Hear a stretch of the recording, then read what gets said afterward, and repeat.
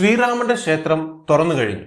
എല്ലാവരും ഈ ശ്രീരാമന്റെ ക്ഷേത്രത്തെ കുറിച്ച് സംസാരിച്ചുകൊണ്ടിരിക്കുകയാണ്. പ്രാൺ പ്രതിഷ്ഠ എന്നൊരു പർട്ടിക്കുലർ ഇൻസിഡന്റ് ഈ ക്ഷേത്രത്തിൽ നടന്നു. ഈ പ്രാൺ പ്രതിഷ്ഠ എന്ന് വെച്ചാൽ എന്താണ് എന്ന് ചോദിച്ചാൽ, പ്രാൺ എന്ന് വെച്ചാൽ ലൈഫ്, അതായത് നീ എന്റെ പ്രാണനാണ് എന്നൊക്കെ നമ്മൾ പറയാറില്ലേ, അതുപോലെ പ്രാൺ എന്ന് വെച്ചാൽ ലൈഫ്. പ്രതിഷ്ഠ എന്ന് വെച്ച് കഴിഞ്ഞാൽ ഒരു ഇൻസ്റ്റാളേഷൻ, ഇങ്ങനെ ഇൻസ്റ്റാൾ ചെയ്ത് വെക്കുന്ന പോലെ, നമ്മൾ ഈ സോഫ്റ്റ്വെയർ ഒക്കെ ഇൻസ്റ്റാൾ ചെയ്യത്തില്ലേ, അതേപോലെ ഇൻസ്റ്റാൾ ചെയ്ത് വെക്കുന്ന പോലെ. സോ ഇത് എങ്ങനെയാന്ന് വെച്ചാൽ ലൈഫിനെ ഇൻസ്റ്റാൾ ചെയ്യുക. ആരുടെ ലൈഫാണ്? ലാൽ റാം, അതായത് ആ ക്ഷേത്രത്തിലുള്ള ആ വിഗ്രഹത്തിന്, രാമന്റെ വിഗ്രഹത്തിന് ലൈഫിനെ ഇൻസ്റ്റാൾ ചെയ്യുക. അതാണ് ഈ പ്രാൺ പ്രതിഷ്ഠ എന്ന് പറയുന്നത്. കാരണം ആ ക്ഷേത്രത്തിലോട്ട് കയറ്റുന്നത് വരെ ആ വിഗ്രഹം വരെ ഒരു സാധാരണ ഒരു സ്റ്റോൺ ആണ്, ഒരു കല്ലാണ്. പക്ഷെ അത് ക്ഷേത്രത്തിൽ കയറ്റിയതിനു ശേഷം അവരുടെ ആചാരങ്ങളും പ്രാർത്ഥനകളൊക്കെ ചെയ്തതിനു ശേഷം അതിന് ഒരു ജീവൻ നൽകുന്നു എന്നതാണ് കണക്ക്. അതാണ് ഈ പ്രാൺ പ്രതിഷ്ഠ എന്ന് പറയുന്നത്. അത് നമ്മുടെ പ്രൈം മിനിസ്റ്റർ മോദിയാണ് മുന്നിൽ നിന്ന് നടത്തിയത്. അതിനു വേണ്ടിയിട്ട് 11 ദിവസങ്ങൾ അദ്ദേഹം രാവിലെ 4 മണിക്ക് എഴുന്നേക്കും, തേങ്ങാവെള്ളം മാത്രമേ കുടിക്കൂ, ബെഡിൽ കിടക്കില്ല, തറയിൽ മാത്രമേ കിടക്കൂ. അതൊക്കെ പ്രൈം മിനിസ്റ്റർ ഒരു സൈഡിൽ ചെയ്യുമ്പോൾ വേറൊരു ഗ്രൂപ്പ്, അതായത് ഹിന്ദുവിസത്തിൽ തന്നെ വേറൊരു ഗ്രൂപ്പ്, ഈ ശങ്കരാചാര്യാസ് എന്നൊക്കെ പറയും, അവരൊക്കെ ഇല്ല, ഈ ക്ഷേത്രത്തിൽ ഞങ്ങൾ വരില്ല, കാരണം ഈ ക്ഷേത്രത്തിന്റെ പണിയെ കഴിഞ്ഞിട്ടില്ല. ഈ ക്ഷേത്രത്തിൽ മൊത്തം 3 ഫ്ലോർസ് ഉണ്ട്, അതിൽ 2 ഫ്ലോർസിന്റെ പണി കഴിഞ്ഞിട്ടേ ഇല്ല. അതിനു മുന്നേ എന്തിനാ ഇനോഗ്രേഷൻ, പ്രാൺ പ്രതിഷ്ഠ ഒക്കെ ചെയ്യുന്നത് എന്നൊരു ചോദ്യം ചോദിക്കുന്നു. വേറൊരു ഗ്രൂപ്പ് ഇതൊക്കെ ചുമ്മാ ഇലക്ഷന് വേണ്ടി ചെയ്യുന്നതാന്നേ, ഇനി ഒരു 3-4 മാസത്തിനുള്ളിൽ ഇലക്ഷൻ വരും, അതിനു വേണ്ടിയുള്ള ബിൽഡപ്പ് ആണ് ഇതൊക്കെ. ഇനിയിപ്പോ ഈ പേരും പറഞ്ഞ് വോട്ട് ചോദിക്കാലോ. ഇങ്ങനെ 1008 ഒപ്പീനിയൻസ്, അഭിപ്രായങ്ങളാണ് വരുന്നത്.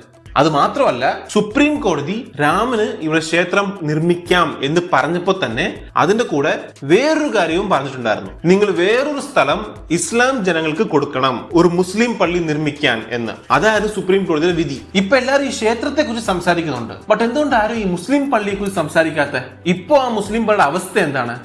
സോ ഇതൊക്കെയാണ് നമ്മൾ ഈ വീഡിയോയിൽ കാണാൻ പോകുന്നത്. കഴിഞ്ഞ വീഡിയോയിൽ അയോധ്യയുടെ ഫീച്ചേഴ്സ് എന്തൊക്കെയാണ്, ഇനി എന്തൊക്കെ വികസന പദ്ധതികളാണ് ഗവൺമെന്റ് അയോധ്യയിൽ കൊണ്ടുവരാൻ പോകുന്നത് എന്ന് അയോധ്യയുടെ പോസിറ്റീവ് സൈഡ് നമ്മൾ കണ്ടായിരുന്നു. ആ വീഡിയോയുടെ ലിങ്ക് ഡിസ്ക്രിപ്ഷനിൽ കാണും. എന്നാൽ ഇന്നത്തെ വീഡിയോയിൽ അതിന്റെ ഓപ്പോസിറ്റ് സൈഡാണ് നമ്മൾ കാണാൻ പോകുന്നത്. അയോധ്യയുടെ ചരിത്രം എന്താണ്? ഈ ക്ഷേത്രം നിർമ്മിക്കുന്നതിന് മുന്നേ അവിടെ ഒരു മുസ്ലിം പള്ളി ഉണ്ടായിരുന്നല്ലോ, ബാബരി മസ്ജിദ്. അത് എവിടെ പോയി? അതിനും മുന്നേ, അതായത് ഈ ബാബരി മസ്ജിദിനും മുന്നേ അവിടെ വേറൊരു ക്ഷേത്രം ഉണ്ടായിരുന്നല്ലോ, അതെവിടെ പോയി? അവിടെ ഉണ്ടായിരുന്ന മുസ്ലിം പള്ളി, അതായത് ബാബരി മസ്ജിദിന് ഓൾട്ടർനേറ്റീവ് ആയിട്ട് വേറൊരു പള്ളി പണിയാം എന്ന് കോടതി വിധിയിട്ടിട്ടില്ലേ, ആ പള്ളിയുടെ അവസ്ഥ ഇപ്പൊ എന്താണ്? എവിടെയാണത്? അതിന്റെ കൺസ്ട്രക്ഷൻ തുടങ്ങിയോ, അതോ മറന്നുപോയോ ആൾക്കാർ? അതിന്റെ ഇപ്പോഴത്തെ സിറ്റുവേഷൻ എന്താണ് എന്നും കൂടി നമ്മൾ കാണാൻ പോവാണ്. സത്യം പറഞ്ഞാൽ ഒരുപാട് ഫാസിനേറ്റിംഗ് ആയിട്ടുള്ള പല കാര്യങ്ങളും ഞാനും മനസ്സിലാക്കി ഇതിനെ കുറിച്ച് അന്വേഷിച്ചപ്പോഴത്തേക്ക്. So let's get started. But അതിനു മുന്നേ നിങ്ങൾ ചാനൽ സബ്സ്ക്രൈബ് ചെയ്തില്ലെങ്കിൽ എത്രയും സബ്സ്ക്രൈബ് ചെയ്യുക. കാരണം നിങ്ങൾക്ക് അതൊരു ചെറിയ കാര്യമാണ്, ഒരു ബട്ടൺ പ്രസ് ചെയ്യേണ്ട കാര്യമേ ഉള്ളൂ. ബട്ട് എനിക്ക് ഇതുപോലെ വീഡിയോസ് ഒക്കെ ഇടാൻ അതൊരു വലിയ മോട്ടിവേഷൻ ആയിരിക്കും. Welcome to Haris talks. Let's get started.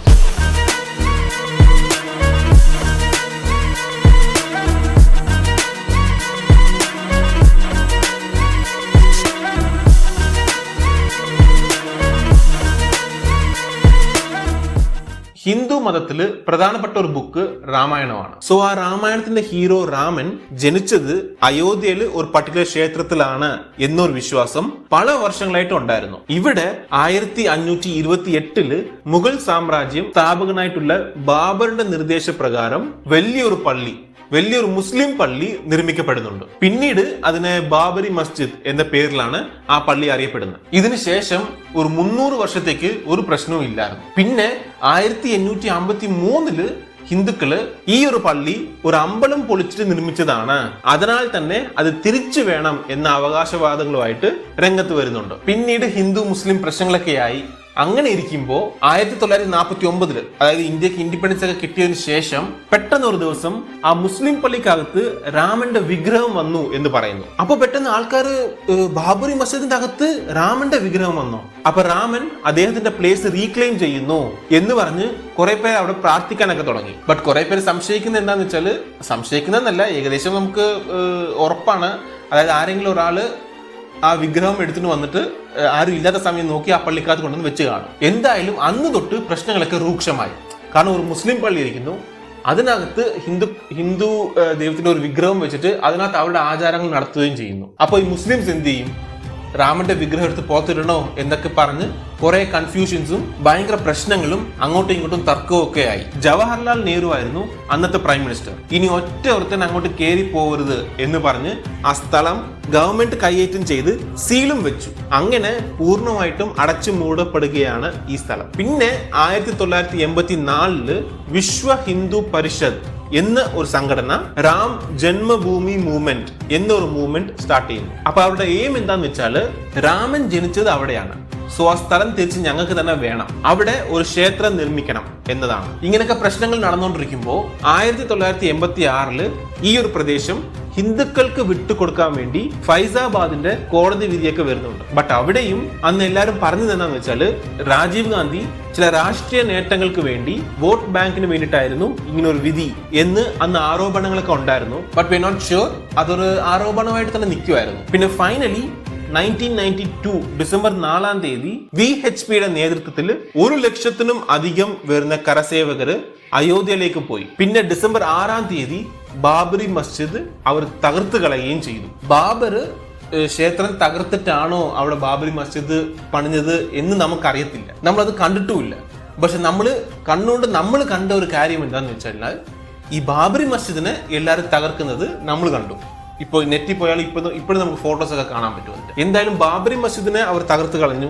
ഇതിനുശേഷം വലിയ പ്രശ്നങ്ങൾ ഇന്ത്യ മുഴുവൻ ഉണ്ടായി. ഒരുപാട് പള്ളികളും അമ്പലങ്ങളും തന്നെ പരസ്പരം അങ്ങോട്ടും ഇങ്ങോട്ടും പൊളിച്ചിട്ടുണ്ടായിരുന്നു. സാധാരണക്കാരായ 2000-നും അധികം ആൾക്കാർ മരിച്ചു പോയായിരുന്നു അന്നത്തെ പ്രശ്നത്തിൽ. പിന്നെ കംപ്ലീറ്റ്ലി സെൻട്രൽ ഗവൺമെന്റ് ഈ സ്ഥലം അങ്ങ് ഏറ്റെടുത്തു. എന്നാലും പ്രശ്നം തീർന്നിട്ടില്ലായിരുന്നു. ഒരു സൈഡില് ഈ സ്ഥലം ആർക്കും വേണ്ട, അതങ്ങ് വിട്ടേറ് എന്ന് പറയുന്ന ഒരു ഗ്രൂപ്പ്, മറ്റേത് ഇല്ല ഈ സ്ഥലം മുസ്ലിംസിന് കൊടുക്കണം, പിന്നെ വേറൊരു ഗ്രൂപ്പ് അല്ല ഈ സ്ഥലം ഹിന്ദുസിന് കൊടുക്കണം, അതാണ് കറക്റ്റ് എന്നൊക്കെ പറഞ്ഞിട്ടുള്ള ഡിബേറ്റ് ഒക്കെ. സോ ഫൈനലി ഇത് സുപ്രീം കോടതിയിലേക്ക് വരുമ്പോൾ കോടതി ഒരു ആർക്കിയോളജിക്കൽ സർവേ എടുത്ത് ചെക്ക് ചെയ്യാൻ പറയുന്നു. അതായത് ഈ ബാബറി മസ്ജിദിന് മുന്നേ ക്ഷേത്രങ്ങൾ എന്തെങ്കിലും ഉണ്ടായിരുന്നോ അവിടെ എന്ന് അന്വേഷിക്കാൻ വേണ്ടി. അവർ ചെക്ക് ചെയ്യുമ്പോൾ ഈ പള്ളിക്ക് താഴെ ഒരു ക്ഷേത്രം ഉണ്ടായിരുന്നു എന്നതിന്റെ എല്ലാ സൂചനകളും ഉണ്ട് എന്ന് ആർക്കിയോളജിക്കൽ സർവേ ഓഫ് ഇന്ത്യ ഒരു കാര്യം പറയുന്നു. ഇത് അഗൈൻ ഡിബേറ്റ് ചെയ്യുന്നു, അങ്ങോട്ടും ഇങ്ങോട്ടും തർക്കമൊക്കെ ആകുന്നു. ഫൈനലി ഒരു വലിയ നിയമ പോരാട്ടത്തിന് ശേഷം 2019 സുപ്രീം കോടതി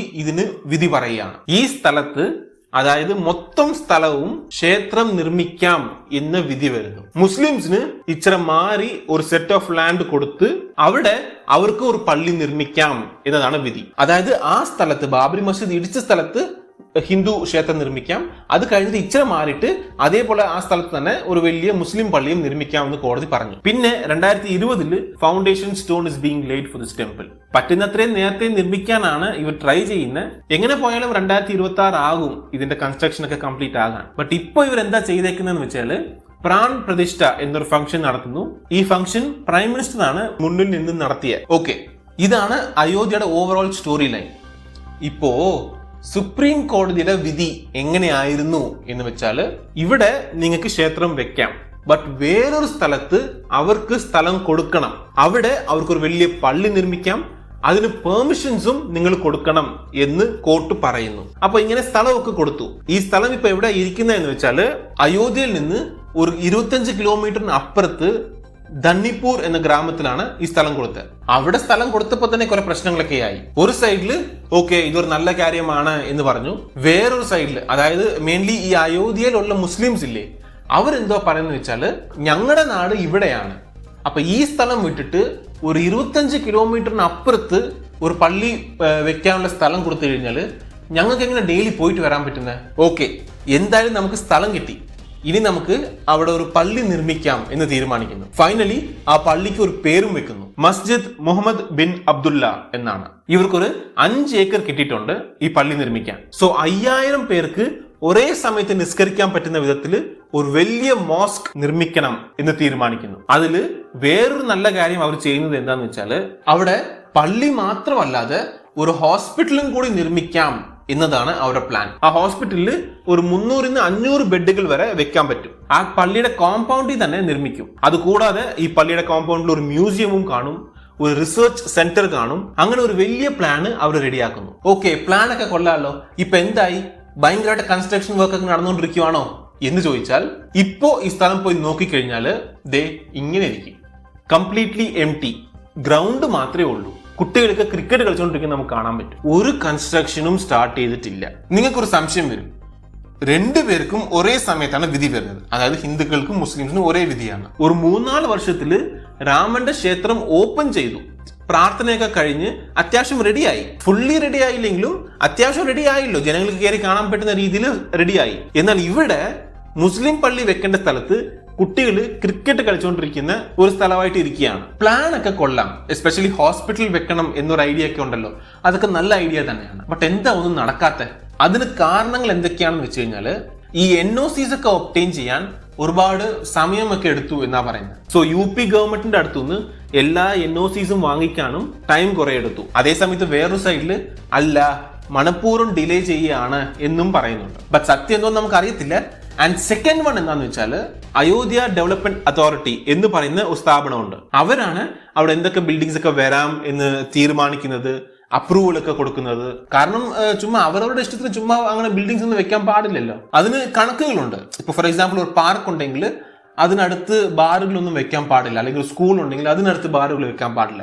അങ്ങനെ കണക്കുകളൊക്കെ ഉണ്ട്. അങ്ങനെ കുറെ കാൽക്കുലേഷൻസ് ഒക്കെ ഇട്ടിട്ടേ അവർ അപ്രൂവ് ചെയ്യൂ, അത് ഏത് ബിൽഡിംഗ് ആയാലും ശരി. അതുപോലെ നമ്മുടെ കേരളത്തിലും ഇതുപോലെ ഉണ്ട്. നമുക്ക് വീട് വെക്കുവാണെങ്കിലോ അല്ലെങ്കിൽ ഏതെങ്കിലും ഒരു ബിൽഡിംഗ് വെക്കുവാണെങ്കിലോ എന്ത് ചെയ്താലും ശരി അവരുടെ അപ്രൂവൽ NOC വാങ്ങിച്ചാലേ നമുക്ക് ചെയ്യാൻ പറ്റുള്ളൂ. സോ അവര് ഇതുവരെ അപ്രൂവ് ചെയ്തിട്ടില്ല എന്നാ പറയുന്നത്. ഇത് മാത്രമല്ല, ഈ ബിൽഡിംഗ് ഒക്കെ വെക്കണമെങ്കിൽ ഫണ്ടിങ്ങും വേണം, പണം വേണം, അതും വലിയ എമൗണ്ട് വേണം. സോ ഈ ഇൻഡോ ഇസ്ലാമിക് കൾച്ചറൽ ഫൗണ്ടേഷൻ എന്താ തീരുമാനിച്ചിരിക്കുന്നത് എന്ന് വെച്ചാൽ പബ്ലിക്ലി ഒരു വലിയ ക്രൗഡ് ഫണ്ടിങ് ക്യാമ്പയിൻ നടത്താം, ഏത് മതത്തിലുള്ളവർക്കും കോൺട്രിബ്യൂട്ട് ചെയ്യാം, മുസ്ലിംസ് മാത്രമല്ല എന്ന ഒരു രീതിയിൽ മൂവ് ചെയ്യാനാണ് അവരുടെ പ്ലാൻ. സോ 2024 അതായത് ഈ വർഷം മെയ് ഒക്കെ ആകുമ്പോഴത്തേക്ക് അവർ കൺസ്ട്രക്ഷൻ സ്റ്റാർട്ട് ചെയ്യും എന്നാ പറയുന്നത്. ഇതാണ് അവരുടെ സ്റ്റോറി. ഓക്കെ, സോ ഇനി നമ്മൾ കാണാൻ പോകുന്നത് എന്താന്ന് വെച്ചാൽ ഈ മൊത്ത കാര്യത്തിലും ജനങ്ങളുടെ അഭിപ്രായങ്ങൾ എന്തൊക്കെയാണ് എന്ന്. ഒരു സൈഡിൽ എന്താ പറയുന്നതെന്ന് വെച്ചാൽ എലക്ഷൻ വരാൻ പോവാണ്, ഇനി ഒരു 2-3 മന്ത്സിൽ എലക്ഷൻ വരും. സോ ഈ എലക്ഷൻ വരുന്നതിന് മുന്നേ ഇവരിങ്ങനെ ധൃതി വെച്ചിട്ട് ചെയ്യുന്നതാണ്. കാരണം ഇതിന്റെ പണി കഴിയാൻ, അതായത് ഈ രാം മന്ദിറിന്റെ പണി കഴിയാൻ ഈ 2 വർഷം എടുക്കില്ലേ? പിന്നെ എന്താണ് ധൃതി വെച്ച് ഇപ്പൊ തന്നെ തുറക്കാനുള്ള കാരണം? പണി കഴിഞ്ഞിട്ട് തുറന്നാൽ പോരായിരുന്നു. So this is vote bank politics എന്ന് ഒരു സൈഡ് പറയുന്നു. വേറൊരു ഗ്രൂപ്പ് എന്തോ പറയുന്നത് വെച്ചാല് ആയിക്കോട്ടെ, എന്തായാലും അവർ നിർമ്മിച്ചില്ലേ, പിന്നെന്താ അവർ തുറന്നാള് എന്ന് വേറൊരു സൈഡ് പറയുന്നു. മൂന്നാമത്തെ സൈഡ് എന്തോ പറയുന്നു വെച്ചാല് ഇതൊന്നും അല്ല, first of all prime minister ഇങ്ങനത്തെ കാര്യങ്ങളൊന്നും ചെയ്യാൻ പാടില്ല. ഇത് ഈ ക്ഷേത്രത്തിന്റെ പൂജാരികളൊക്കെ കാണും, അവരൊക്കെയാണ് ഇത് ചെയ്യേണ്ടത്. അത് മാത്രമല്ല, ഒരു ക്ഷേത്രം നിർമ്മിച്ച് കഴിഞ്ഞിട്ടേ പ്രാൺ പ്രതിഷ്ഠ ചെയ്യാവൂ. അതല്ലാതെ പ്രാൺ പ്രതിഷ്ഠ ചെയ്തിട്ട് പിന്നെ ഈ കൺസ്ട്രക്ഷൻ ഞങ്ങൾ തുടരും എന്ന് പറയുന്നത് എന്ത് മര്യാദയാണ്? അത് ശ്രീരാമനോട് തന്നെ ചെയ്യുന്ന ഒരു മര്യാദകേടാണ്. അതുകൊണ്ട് ഞങ്ങൾ സപ്പോർട്ട് ചെയ്യുന്നില്ല എന്ന് ഹിന്ദു മതത്തിലുള്ള ആൾക്കാർ തന്നെ പറയുന്നുണ്ട്. ഇത്രയും പറഞ്ഞിട്ടും ഇങ്ങനെ കോൺട്രവേഴ്സീസ് ഒക്കെ വരും എന്ന് മോദിക്കും അറിയാം, BJPക്കും അറിയാം. എന്നാലും ഇവർ തന്നെ ഇത് മുന്നിൽ നിന്ന് നടത്തുന്നതിന് കാരണം എന്താണെന്നറിയാമോ? BJP ഇലക്ഷനിൽ ജയിച്ചത്, BJP ഒരു നാഷണൽ പാർട്ടി ആയത്, ഇന്ന് മോദി പ്രൈം മിനിസ്റ്റർ ആവുന്നത് വരെ എല്ലാം ഈ അയോധ്യയുടെ ഇഷ്യൂ കാരണമായിരുന്നു. കാരണം ഇന്ത്യക്ക് സ്വാതന്ത്ര്യം കിട്ടിയപ്പോൾ BJP ഒന്നും ഇല്ലായിരുന്നു, കോൺഗ്രസ് മാത്രമേ ഉണ്ടായിരുന്നുള്ളൂ ഇന്ത്യയിൽ. പിന്നെ വേറെ കുറെ പാർട്ടികളൊക്കെ ഉണ്ടായിരുന്നു, പക്ഷെ നാഷണൽ പാർട്ടി എന്ന് പറയാൻ വേറൊരു പാർട്ടി ഇല്ലായിരുന്നു, കോൺഗ്രസ് മാത്രമേ ഉണ്ടായിരുന്നു. ഇന്നിപ്പോ സെൻട്രലിൽ ഏതാ? കോൺഗ്രസും ഉണ്ട്, BJP ഉണ്ട്. അപ്പൊ BJP ഒന്നും ഇല്ലായിരുന്നു. അപ്പൊ അവിടെ നിന്ന് BJP ഇത്രയും വലിയ, അതായത് കോൺഗ്രസ് പോലെ ഒരു പാർട്ടിക്ക് ഈക്വൽ ആയിട്ട് നിന്ന് കോൺഗ്രസ് തന്നെ ജയിക്കുന്ന ലെവലിൽ വരണമെങ്കിൽ ഇതിനെല്ലാം, അതായത് ഈ BJP ഒന്നും ഇല്ലാതിരിക്കുമായിരുന്നല്ലോ. ഇന്ത്യ മുഴുവൻ ഫേമസ് ആയത് തന്നെ ഈ അയോധ്യയുടെ ഇഷ്യൂ കാരണമാണ്. ഈ അയോധ്യയുടെ പ്രശ്നങ്ങൾ, ബാബറി മസ്ജിദിനെ ഇടിച്ചത്, ബാബറി മസ്ജിദിന് പകരം വേറെ ക്ഷേത്രം ഇവിടെ വെക്കണമെന്ന് പറഞ്ഞ് നിയമപോരാട്ടങ്ങളൊക്കെ നടത്തിയത്, ഇതൊക്കെയാണ് BJPയെ വളർത്തി വലുതാക്കിയത്. ബാബറി മസ്ജിദ് ഉള്ള സമയത്ത് അദ്വാനി ആയിരുന്നു അതിനെ ഇടിക്കണം എന്നൊക്കെ പറഞ്ഞ് എതിർത്തോണ്ടിരുന്നത്. അങ്ങനെ ഈ പ്രശ്നത്തിൽ ഇൻവോൾവ് ആയാണ് BJP വളർന്നതും ഇത്രയും വലിയൊരു പാർട്ടി ആയതും. സോ ബേസിക്കലി ഇത് അവരുടെ ഒരു പ്രസ്റ്റീജ് ഇഷ്യൂവും കൂടിയാണ്. അത് മാത്രമല്ല, ഇതൊരു എമോഷണൽ ആയിട്ടും കൂടിയാണ് BJP കാണുന്നത്. കാരണം ഈ അയോധ്യ ഇഷ്യൂ ആണ് അവർ വളർത്തിയത്. അവിടെ ഒരു ശ്രീരാമന്റെ അമ്പലം, ഒരു ക്ഷേത്രം പണിയണം എന്ന് പറഞ്ഞിട്ടാണ്, ആ ഒരു കാര്യത്തിലാണ് അവർ ഇത്രയും വളർന്നു വന്നതും ഇത്രയും വലിയൊരു പാർട്ടി ആയതും. മോദിയൊക്കെ പ്രൈം മിനിസ്റ്റർ ആയതിന് പോലും ഒരു സോഴ്സ് എന്ന് പറഞ്ഞു കഴിഞ്ഞാൽ അതാണ്, ഒരു തുടക്കം എന്ന് വെച്ചാൽ അതാണ്. സോ ടോട്ടലി ഇതാണ് ഇതിന്റെ ഓവറോൾ ബാക്ക്ഡ്രോപ്പ്. സോ ഇപ്പോ ഇതൊരു വലിയ ടെമ്പിൾ ആണ്, വലിയ ക്ഷേത്രമാണ്, അതിനകത്ത് ഒരു സംശയം വേണ്ട. തീർച്ചയായിട്ടും എല്ലാവരും ലൈഫിൽ ഒരു പ്രാവശ്യമെങ്കിലും പോയി കാണേണ്ട ഒരു ടെമ്പിൾ ആണ്. ഇത്രയും വലിയൊരു ടെമ്പിൾ നിർമ്മിച്ചിട്ടുണ്ട് എങ്കിലും ചില ഇൻസിഡൻസ് ഒക്കെ കേൾക്കുമ്പോൾ നമുക്ക് വിഷമം വരുന്നുണ്ട്. മധുര കാശി ബാക്കി ഹേ എന്നൊക്കെ പറഞ്ഞ് ബഹളം വെച്ചിട്ട് കുറച്ച് വീഡിയോസ് ഒക്കെ നമ്മൾ സോഷ്യൽ മീഡിയയിൽ കാണുന്നുണ്ട്. അതായത് അയോധ്യയിൽ തീർന്നു, ഇനി മധുരയിലും കാശിയിലും ഒക്കെ ഇങ്ങനെ പള്ളിയും ക്ഷേത്രവും അടുത്തടുത്ത് ഇരിപ്പുണ്ട്, നമുക്കിനി അങ്ങോട്ട് പോയാലോ എന്ന് പറഞ്ഞിട്ട് ഉള്ള ഓരോ ചോദ്യങ്ങളൊക്കെ. അതായത് അവിടുത്തെ പള്ളിയും ഇടിക്കണം, അടുത്തടുത്ത് ഇത് രണ്ടും ഇരിക്കാൻ പാടില്ല, ക്ഷേത്രവും പള്ളിയും അടുത്തടുത്ത് ഇരിക്കാൻ പാടില്ല, അവിടുത്തെ പള്ളി ഇടിക്കണം എന്നാണ് ഉദ്ദേശിക്കുന്നത്. പിന്നെ വേറൊരു ഇൻസിഡന്റ് മധ്യപ്രദേശില് ഒരു ചേർച്ചിന്റെ മുകളിൽ ഉണ്ടായിരുന്ന കുരിശിനെ പൊട്ടിച്ചു കളഞ്ഞിട്ട് അവിടെ അവരുടെ ഫ്ലാഗ് കുത്തിവെച്ചു. ശ്രീരാമൻ തന്നെ രാമന്റെ രാജ്യത്തില് അദ്ദേഹത്തിന്റെ ഭരണം എങ്ങനെയാ വെച്ചാൽ എല്ലാവർക്കും വേണ്ടിയിട്ടുള്ള ഭരണമായിരുന്നു അദ്ദേഹത്തിന്റെ. സോ ഇങ്ങനത്തെ ഫിക്കൽ എലിമെന്റ്സ് ഒക്കെ ഇടയ്ക്കിടയ്ക്ക് വന്ന് ഡിസ്റ്റർബ് ചെയ്യാതെ എല്ലാവർക്കും വേണ്ടിയിട്ടുള്ള സെലിബ്രേഷൻ ആയിട്ട് ഇത് ഇരുന്നു കഴിഞ്ഞാൽ, അതായത് ഒരു ഗ്രൂപ്പിന് മാത്രമല്ല, അല്ലെങ്കിൽ വേറൊരു ഗ്രൂപ്പിനെ താഴ്ത്താൻ വേണ്ടിയിട്ടല്ലാതെ എല്ലാവർക്കും വേണ്ടിയിട്ടുള്ള ഒരു കോമൺ സെലിബ്രേഷൻ, മൊത്തം ഇന്ത്യയും ആഘോഷിക്കുന്ന ഒരു സെലിബ്രേഷൻ, സന്തോഷമായിട്ട് ആരെയും താഴ്ത്താതെ സന്തോഷമായിട്ട് ആഘോഷിക്കുന്ന ഒരു സെലിബ്രേഷൻ ഇത് മാറിക്കഴിഞ്ഞാൽ ശ്രീരാമൻ തന്നെ സന്തോഷപ്പെടും. കുറെ പേര് ജനങ്ങളെ ഡിവൈഡ് ചെയ്യാൻ വേണ്ടിയിട്ട് ഇത് പോളിറ്റിസൈസ് ചെയ്യാൻ നോക്കും. ബട്ട് രാഷ്ട്രീയക്കാർ ആര് എന്ത് ചെയ്താലും ശരി, ഇന്ത്യയിലുള്ള എല്ലാ ഹിന്ദുസും മുസ്ലിംസും ക്രിസ്ത്യൻസും ബുദ്ധിസ്റ്റും എല്ലാവരും ഒന്നിച്ച് നിൽക്കണം എന്ന് തീരുമാനിച്ചാണ്ടല്ലോ, ആര് എന്ത് രാഷ്ട്രീയ കളി കളിച്ചാലും ശരി നമ്മളെ സ്പ്ലിറ്റ് ചെയ്യാൻ പറ്റത്തില്ല. നമുക്ക് തന്നെ ഒരുപാട് മുസ്ലിം ഫ്രണ്ട്സും ഹിന്ദു ഫ്രണ്ട്സ് ഒക്കെ കാണും. വിജയ് ഒരു സിനിമയിൽ പറയുന്ന പോലെ ഒരു ഹിന്ദു ഫ്രണ്ട് ഇല്ലാത്ത ഒരു മുസ്ലിമിനെ നിനക്ക് കാണാൻ പറ്റത്തില്ല, ഒരു മുസ്ലിം ഫ്രണ്ട് ഇല്ലാത്ത ഒരു ഹിന്ദുവിനെ നിനക്ക് ഇവിടെ കാണാൻ പറ്റത്തില്ല. ഇതാണ് സത്യം. So what ever happens, let's remain together with all the love, care and friendship. ഈ വീഡിയോ നിങ്ങൾക്ക് ഇഷ്ടമായാൽ ലൈക്ക് ചെയ്യുക, സബ്സ്ക്രൈബ് ചെയ്യുക, കമന്റ് സെക്ഷനിൽ നിങ്ങളുടെ അഭിപ്രായങ്ങൾ പറയുക. ഇനി അടുത്ത വീഡിയോ കാണുന്നവരെ ഗുഡ് ബൈ.